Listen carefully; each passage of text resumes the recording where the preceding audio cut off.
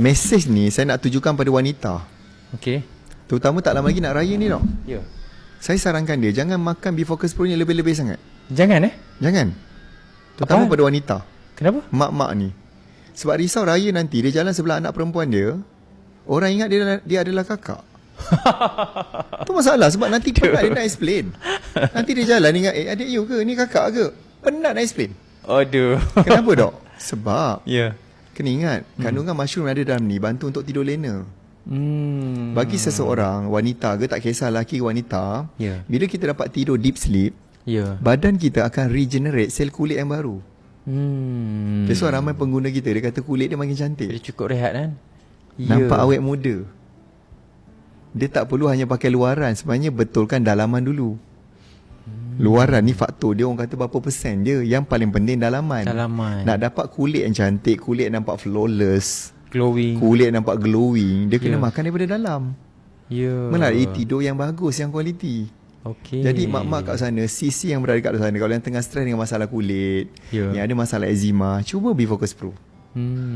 Kualiti tidur you dapat yang terbaik. You nampak you punya kulit dalam masa beberapa bulan, you akan nampak dia punya improvement yang sangat ketara sebenarnya. Sangat berbeza Oh. Ya. Tak percaya tengok muka kita sini dok. So hati-hatilah nak ambil ni. Contoh tengok contoh ni, tengok contoh kat video ni. Okey, sebab saya memang amalkan. Ya, real lah. Jadi kulit cantik, mana kita ada pakai apa-apa? Oh. Kita bedak sejuk pun tak ada.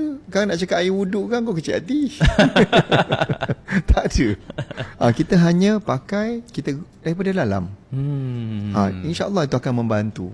Kan seronok jalan sebelah. Dok, saya pernah pengalaman umrah dengan anak saya. Ya. Kan dalam flight, anak saya yang sulung. Anak saya kan tinggi macam saya juga. Ya. Orang sebelah tanya, itu abang you ke? You Yo. pernah dengan abang ni? Hui, saya kata, dahsyat ni. Sebab tu memang orang Malaysia. Dia nak pergi kerja kat Jeddah. Oh. Okey lagi lah. Ya. Okey, sampai Madinah. Beratur kat hotel nak check in. Okey. Kan? Lepas tu, saya beratur kat depan lah. Anak saya kat belakang. Arab ni tanya, is that your brother? Wow, Arab tanya. Nasib baik saya tak pandai nak explain jangan cakap Arab ni. Tahu kul huwallahu ahad je ni. Nak explain kita ni bapak dia tahu. Tapi saya kata, no, that's my first son. Oh, okey. Okay. Nampak tak? Masya Nampak Allah. kulit kita tu Awet muda, awet muda tu. Jadi kalau siapa nak ni kan, Ya. kena cuba Bifocus Pro ni. Betul. Sebab kesihatan kita memang bermula dengan tidur yang cukup Tidur yang cukup yang Ya. baik. Jadi ekosistem badan kita tu semuanya baik insya-Allah.